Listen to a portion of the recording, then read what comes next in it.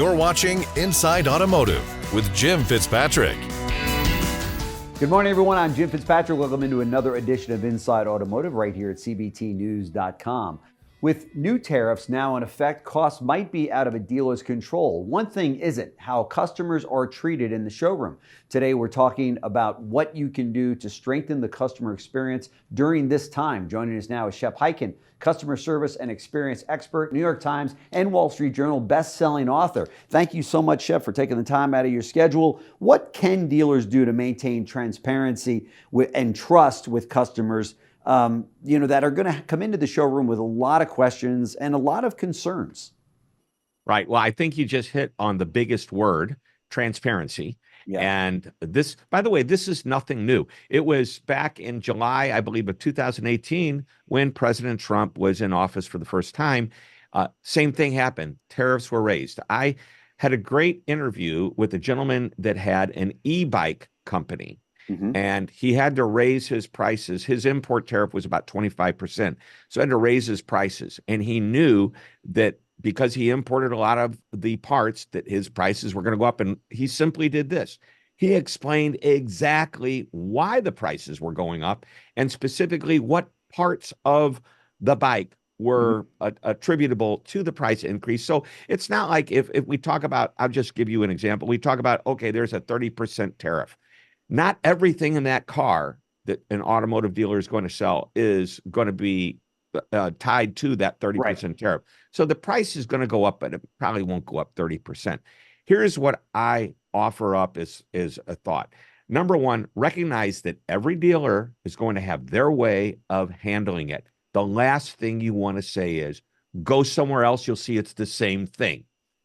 And because it is, right? Right. Okay. And so what we need to do is we got to say, this is why, and this is what we're doing to help you get the best price possible. Mm-hmm. In my mind, I would sacrifice a little bit of profit. I don't expect anybody would want to lose money on any car, but I would say, what can we do to mitigate the cost increase?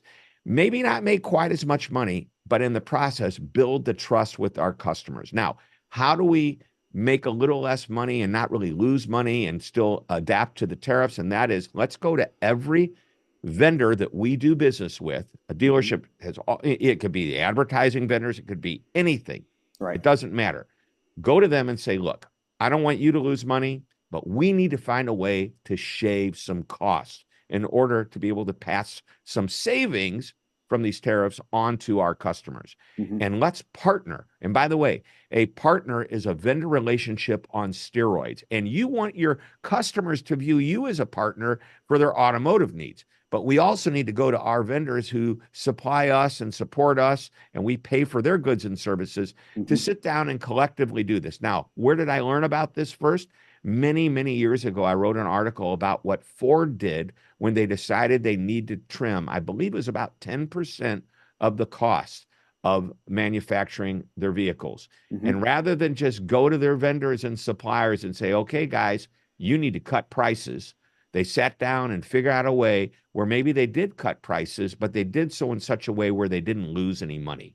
Yeah. They just came up with another way of handling it. Does that make sense to you? Yeah, it does. It does, actually. And you're right. Every dealership has got a ton of vendors that they do business with, and it's a good idea. We saw some of that taking place during COVID when we weren't really too sure about which way COVID was going to go. In March of 2020, dealers did sit down with their vendors and say, hey, you got to give us a break here or there because we don't know what's happening. Of course, that kind of changed by the time May or June rolled around, and it looked like the car business was going to take off again. And of course, that's when that partnership worked its best, because the vendors said, "Hey, we're in this together. Let's get back to where we were before this thing hit in March." And so I agree with you. That's a great idea. And by the way, it's important to say we're in this together, and because let me tell you, if sales slump because of tariffs, guess what happens to those vendors? That's right. Their business from the dealerships is going to slump as well. That's right. There's about 3 million vehicles currently on lots around the country, waiting to be sold, new vehicles, that is, and which is about a 3-month supply of new vehicles for dealers. Now, some dealers might say, hey, these are going to come at a real premium because they're tariff free, so to speak. So if you buy my car, I'm going to hold the sticker price or maybe even over sticker price, because if you don't buy it, someone else will, in anticipation that the car is going to be 25% more, on the new shipments of vehicles coming in. We saw some of that with COVID as well. What do you say to those dealers that feel as though they're going to take advantage of the consumer that comes in and say, hey, I'm holding on to all the gross profit because the consumer's afraid they're going to pay 25% more, on the new products coming in? Right. Well, I think potentially raising the price beyond sticker is a slippery slope. It's like, hey, I need the car, I'll buy the car, and I never want to see you again as a result of what you're doing to me. Is that really the reaction you want your customers to have? Look at the long game. Take care of them today. And by the way, the best, and you know this, you've had some of the most amazing sales people and dealers on there that have maintained relationship for years. And they didn't do it by taking advantage of a customer at a time that they absolutely could. That's right. Instead, what they did is they gave that customer the service they deserve, the respect they deserve, a reasonable price that they had to pay with reasonable profit built in, but not taking advantage of them. What happens is they come back with their family members and years and years and years of purchasing cars. Everything is at risk if you choose to look at the short game. Go long. That's right. I couldn't agree more. Those customers that are coming into the service department during times like this, any recommendations there? I mean, these are customers that might even be thinking about trading their vehicle in soon. Obviously, there's a lot of dealers that market to that service lane customer. What should the dealers be aware of on that? Well, parts most likely are going to go up, especially if they're imported. So there's going to be a cost to that. But guess what's not going to go up is the hourly service charge, your hourly rate. There's no tariff on the worker here in America. Right. So I think, once again, transparency is important, and showing, I mean, even to a point where you can actually show them this is where the price increase is happening. Our tires don't cost us $400 anymore. They cost us $650. And, once again, you've got the service charge in there, and the profit at a dealership, and you tell me if I'm wrong, but I think you may have taught me this over the years. The profit is nice on a new car or even a used car, but it's really nice in the service department. That's right. Get customers to come back again and again and continue to do business with us. So I know things are going to go up. Maybe there's a way to create a promotion where it says, look, we're going to do everything we can to save you money. Why don't we lock in? And by the way, there's a lot of uncertainty, so I'm not sure how comfortable dealers are going to be able to do this.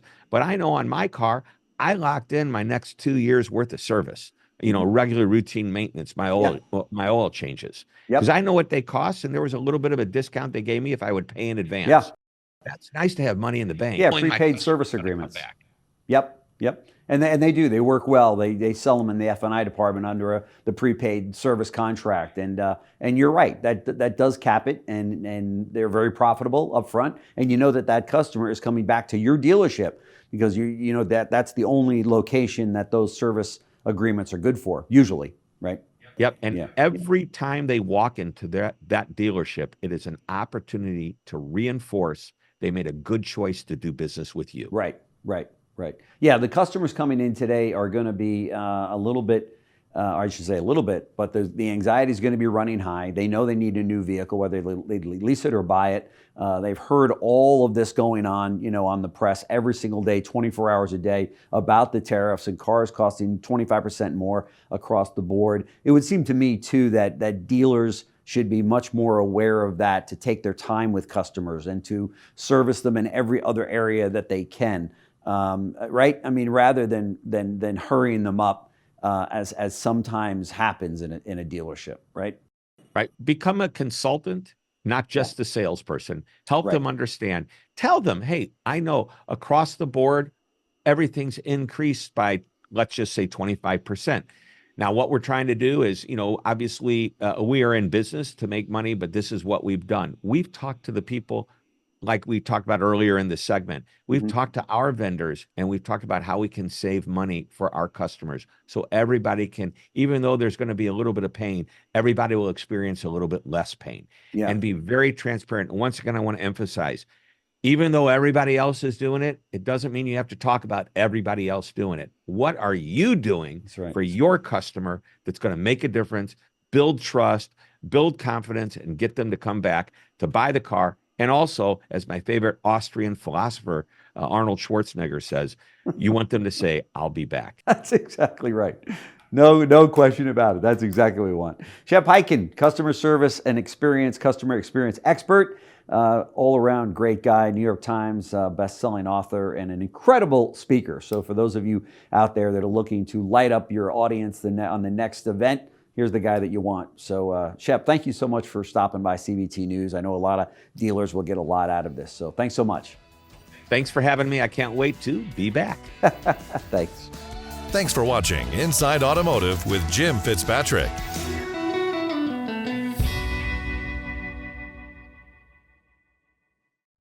Tariff talks across the auto industry. We're not just reporting, we're leading the conversation. Catch the smartest takes and the sharpest minds only on CBT News.